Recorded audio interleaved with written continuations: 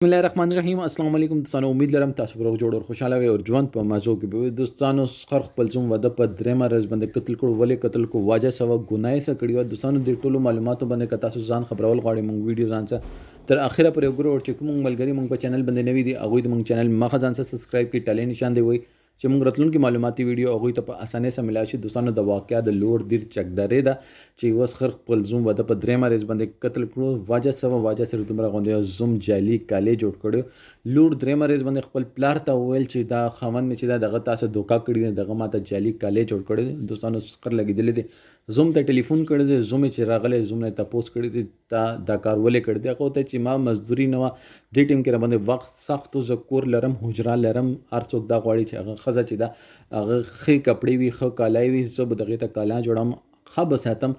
ما هېڅکله معنیات کې څه فرق نشته. خر هغه یوه خبره هم وانه اورېدل، ولګېدلو تماچه یې راواخیستله او زوم یې وویشتلو او لور یې کونډه کړه. دا مونږ معاشرې یو داسې فیل ده چې مونږ برداشت نشته. مونږ بل چا مجبوري نه ګورو. هغه ته صرف دومره باده ولګېدله چې هغه خپلې لور په مخ کې شرمنده شو چې هغې لور ورته وویل چې پلاره تا ما حفاظت نشو کول، ته که یوه کار باندې نه پوهېدې نو ته به بل چا نه مشوره کړې وه، تا بل چا سره مشوره ونه کړه، ته کالي باندې نه پوهېدې، د کالا چې ده مونږ ته غلط راوړه، مونږ ته جعلي راوړه. هغه دومره زیات چې دا هغه خپلې لور په مخ کې شرمنده شو چې هغه یوه خبره وانه اورېدله او هغه غلطه فیصله وکړه، خپله لور کونډه کړه، خپل زوم یې وویشتلو. واده په دریمه ورځ باندې دوستانو که دا غوسه چې ده دا که مونږ میانځ نه اوځي، انسان چې ده الله نه دا امید لري چې الله پاک به ما معاف کوي، خو هغه انسان هېڅکله نه معاف کوي. دغه غلطي سوه، دغه دغې لور سره بېل هېڅ زیاتی نه کړې وایي چې زه به درته دا کالې جوړوم، زه به ته هر یو طریقې باندې به دې ښه ساتم.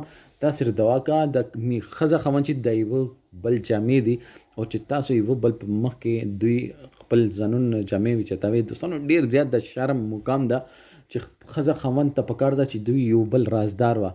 د ښځه لګېدلې خپل پلار ته ویلي که د ښځې لږ صبر کړی وي او خاوند یې کتلی و چې خاوند یو ښه هلک و، ځوان و، مزدورۍ والا هلک و، هغې ته که لږ غوندې هغه ته لږ غوندې موقع ورکړي و نو هغې نه بعد یې که پلار ته وایي دغه لګېدلې واده په دریمې ورځې باندې پلار ته پیغور کړی دی. یو پیغور وي، یوه خبره کول.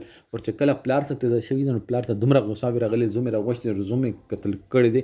لږ غوندې برداشت او صبر او موږ ته پکار ته لږه غوندې ګزاره وکړو. ولې د معاشرې کې ډېرې زیاتې سختیانې دي. د معاشرې سختیانې لږ کمې دي چې تاسو یوه بل باندې ډزې او تماچې او ټوپک یوه بل ته راړوئ. دوستانو دې باره کې تاسو سره د کومنټ سیکشن کې خپل رایې اظهار ضرور وکړئ. والسلام.